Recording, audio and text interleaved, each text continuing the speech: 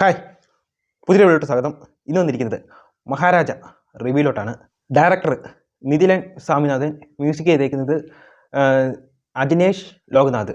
റിവ്യൂലോട്ട് പോകുന്നതിന് മുമ്പ് ഒരു മിനിറ്റ് എനിക്കൊന്ന് ഒരു കാര്യം ഷെയർ ചെയ്യാനുണ്ട്. ഈ പടം ഞാൻ കാണുന്നത് പുനലൂർ ഡിമാളിൽ വെച്ചാണ്. അപ്പോൾ ഇത് നമുക്കറിയാം, ഡിമാളിലൊക്കെ മാളൊക്കെ ആകുമ്പം കുറച്ച് പൈസയൊക്കെ കൂടുതലായിരിക്കുമല്ലോ. ഇപ്പോൾ തിയേറ്ററിൻ്റെ തന്നെ ഇപ്പോൾ ഇൻ്റർവെല്ലിന് ചിലവരൊക്കെ സ്നാക്സ് ഒക്കെ കഴിക്കുന്ന ഉണ്ട്. ഞാനും ഇതുപോലെ ഇന്നലെ പോയപ്പം കഴിക്കേണ്ടി വന്നു. ഞാൻ അങ്ങനെ അവിടുന്ന് കഴിക്കാറില്ല, കഴിക്കേണ്ടി വന്നു. അപ്പോൾ അത് കഴിക്കേണ്ടതെന്ന് പറഞ്ഞാൽ വേറെ ഒന്നുമല്ല, നമ്മുടെ വെളിയിൽ 40 രൂപയുടെ ഫ്രൂട്ടി ഉണ്ടല്ലോ, മാംഗോയുടെ, അല്ല മാംഗോ, അത് ഒരു ബോട്ടിൽ മേടിച്ച് ഇത്രയേ ഉള്ളൂ. അതിന് വെളിയിൽ 40 രൂപയാണ്. അപ്പോൾ അകത്ത് അവർ നോക്കിയപ്പോൾ 60 രൂപ. സാധാരണ തീ പിടിച്ച വില. അകത്തൊരു ചെറിയൊരു സാധനം, ഒരു 4 കട്ട്ലൈറ്റ് ഉള്ള, ഒരു 4 3 ഒരു കട്ട്ലൈറ്റ് ഉള്ള ഒരു സെറ്റിന് 110 രൂപ. എന്തിനിങ്ങനെ അറുത്ത് മേടിക്കുന്നതെന്ന് അറിയത്തില്ല. ഒരു മര്യാദയൊക്കെ വേണ്ടേ, ഒരു മര്യാദയൊക്കെ വേണം. അതുപോലെ തന്നെ മിനറൽ വാട്ടറിന് ഇപ്പോൾ എല്ലായിടത്തും അല്ല, ചിലയിടത്ത് കൂടുതലും ഇപ്പോൾ 20 രൂപ മേടിക്കുന്നത്. ഒറിജിനലി അതിന് എനിക്ക് തോന്നുന്നത് ഗവൺമെൻറ് അംഗീകരിച്ച ഒരു പ്രൈസ് എന്ന് പറഞ്ഞാൽ 13 രൂപയെന്ന് തോന്നുന്നു. അതിൽ കൂടുതൽ വിൽക്കല്ലെന്നാണ്. എല്ലായിടത്തും വിൽക്കുന്നത് 20 രൂപയ്ക്ക്.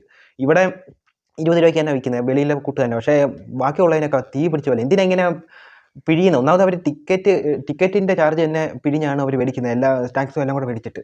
ഇത് എന്തിനാണെന്ന് എനിക്കറിയത്തില്ല. ഇനി മാളായതുകൊണ്ട് വില കൂട്ടിയാണെന്നുള്ളത് എങ്കിലും ഒരു മര്യാദയ്ക്ക് വേണ്ട. ഒരു 20 രൂപയുടെ ഒരു ലേസിന് 50 രൂപ.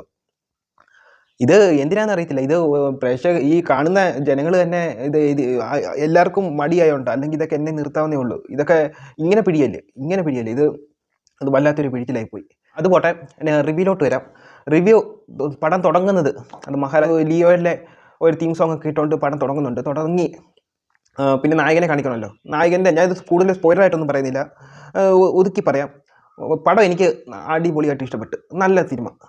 പിന്നെ നമുക്ക് ഡീറ്റെയിൽ ആയിട്ട് പറയുവാണെങ്കിൽ, ഇതുപോലെ നായകനെ കാണിക്കുന്നത്, നായകൻ്റെ ജോലി എന്ന് പറഞ്ഞാൽ ഒരു സലൂണിൽ ജോലി ചെയ്യുന്നതാണ്. അപ്പോൾ അതുമായിട്ട് ബന്ധപ്പെട്ട് പുള്ളിയുടെ ഒരു ഫാമിലിയും ആയിട്ട് ബന്ധപ്പെട്ട് പോകുന്ന ഒരു സ്റ്റോറിയാണ്. ഒരു ചെറിയ രീതിയിൽ പോയി ഒരു പോയിന്റിലെത്തിയിട്ട് ലോക്കാക്കി കഴിഞ്ഞാൽ അത് തിയേറ്ററിലുള്ള എല്ലാവരും അങ്ങ് ലോക്കാവും. പിന്നെ എല്ലാവരും നടക്കുന്നത് ആ കഥയ്ക്കകത്താണ് പിന്നെ എല്ലാം കയറുന്നത്. അതേപോലെ മികച്ച അവതരണം ആ ഒരു ഡയറക്ടർ നിതേഷ് സ്വാമിനാഥൻ, പുള്ളിയുടെ അവതരണം, ഞാൻ പുള്ളിയുടെ സിനിമ നേരത്തെ ഒന്നും കണ്ടിട്ടില്ല, പക്ഷേ അന്യായ അവതരണം.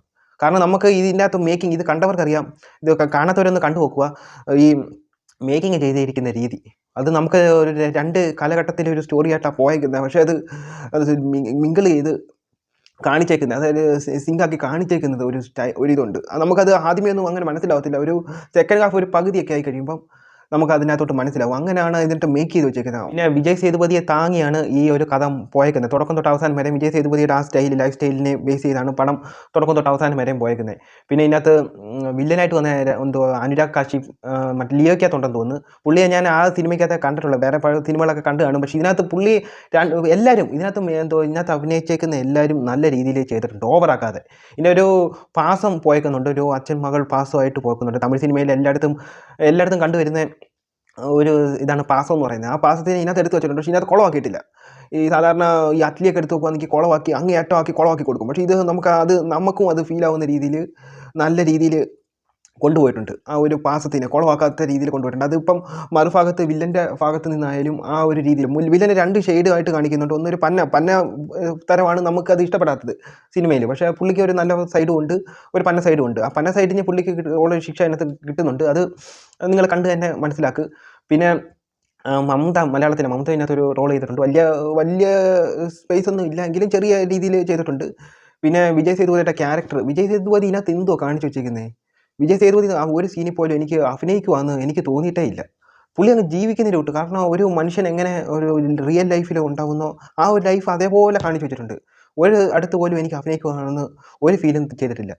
പുള്ളിക്ക് എനിക്ക് തോന്നുന്നു ഇതുപോലൊക്കെ പോകുകയാണെങ്കിൽ ഒരു നാഷണൽ അവാർഡൊക്കെ കിട്ടാവുന്ന ഒരു ആക്ടറും കൂടിയാണ്. ഇതിനകത്ത് എടുത്തു പറയേണ്ടതാണ് വയലൻസ് എന്ന് പറയുന്നത്.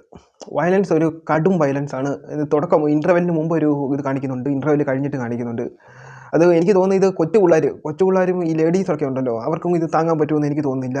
അതുപോലെയുള്ള രീതിയിലൊക്കെയാണ് ഇതിനകത്ത് കാണിച്ചു വെച്ചേക്കുന്നത്. എനിക്ക് തന്നെ രണ്ട് മൂന്ന് സീനിൽ രണ്ട് സീനിൽ എനിക്ക് ഇതേപോലെ വല്ലാതെ നമുക്ക് കാണാൻ പറ്റത്തില്ല, ആ ഒരു സീൻ കാണാൻ പറ്റത്തില്ല. അതേപോലത്തെ ഒരു വയലൻസ് കാണിക്കുന്നുണ്ട്. അത് എന്തുവാന്ന് നിങ്ങൾ കണ്ടു തന്നെ മനസ്സിലാക്കുക. ടോട്ടലി നോക്കുക, മ്യൂസിക് എടുത്ത് പറയേണ്ടത് ആ ഒരു രീതിയിൽ നമുക്ക് തുടക്കം തൊട്ട് നമുക്കൊന്ന് കണക്റ്റ് ആവുമല്ലോ, സിനിമയിലൊന്ന് കണക്റ്റ് ആക്കാൻ ഒരു മ്യൂസിക് വേണമല്ലോ. ആ മ്യൂസിക് ഇതിനകത്ത് നല്ല രീതിയിൽ ചെയ്തിട്ടുണ്ട്. അജനീഷ് ഗോപിനാഥ് പുള്ളി ആ ഒരു നമുക്ക് ആ സെറ്റാക്കാൻ എന്ന് വെച്ചാൽ ഒരു തിയേറ്ററിലുള്ളവരെ ഒന്ന് കണക്റ്റ് ആക്കാൻ ആ മ്യൂസിക് നല്ല രീതിയിൽ ആയിട്ടുണ്ട്. പിന്നെ അതിൻ്റെ ഇടയ്ക്കൊക്കെ വരുന്ന BGM ഒക്കെ ഉണ്ട്, അതൊക്കെ പൊളി BGM. വിജയ് സേതുപതി ഒന്ന് റിവെഞ്ച് ചെയ്യുമ്പോഴുള്ളൊരു സ്റ്റോറിയൊക്കെ ഉണ്ട്, ആ റിവെഞ്ച് ചെയ്യുമ്പോഴുള്ള മ്യൂസിക്കൊക്കെ ഉണ്ട്, അതൊക്കെ കിടിലൻ തന്നെ ആയിട്ടുണ്ട്. അപ്പോൾ ടോട്ടലി നോക്കുവാണെങ്കിൽ നമുക്ക് നല്ലൊരു തിയേറ്റർ എക്സ്പീരിയൻസ് നമുക്ക് നല്ലൊരു തിയേറ്റർ എക്സ്പീരിയൻസ് കിട്ടുന്ന ഒരു സിനിമയാണ്. പക്ഷേ വയലൻസ് ഒക്കെ നോക്കുവാണെങ്കിൽ വയലൻസ് ഇപ്പോഴത്തെ ഉള്ള പ്രേക്ഷകർക്ക് വയലൻസ് വേണം, നമുക്ക് കൊച്ചു പിള്ളേർക്കൊന്നും ഇത് കാണാൻ പറ്റുമെന്ന് എനിക്കറിയത്തില്ല. മനധൈര്യം ഉള്ളവർക്ക് വേണമെങ്കിൽ കാണാം. അതേപോലെയൊക്കെ ഉള്ള സീനൊക്കെ കാണിക്കുന്നുണ്ട്. എനിക്ക് കുറച്ച് 2-3 സീനിൽ വല്ലാതായിട്ടുണ്ട്. എങ്കിലും അത് നമുക്ക് അത് അവിടെ വേണം, ആ ഒരു വയലൻസ് അവിടെ കൊടുക്കണം, എങ്കിലേ നമുക്ക് അത് പ്രേക്ഷകർക്ക് ഒരു തൃപ്തി കൊടുക്കത്തുള്ളൂ. അതേപോലെയാണ് നമുക്ക് അതേപോലെയാണ് ആ ഡയറക്ടർ നമ്മളെ കൊണ്ട് തോന്നിപ്പിക്കുന്നത്. അത്രയും ഒരു ക്രൂരത കാണിക്കുമ്പോൾ നമുക്ക് തോന്നത്തില്ല, അതേപോലെ കാണിക്കുന്നുണ്ട്. അപ്പം കാണാത്തവരും തോന്നാലും പോയി കണ്ടു നോക്കുക.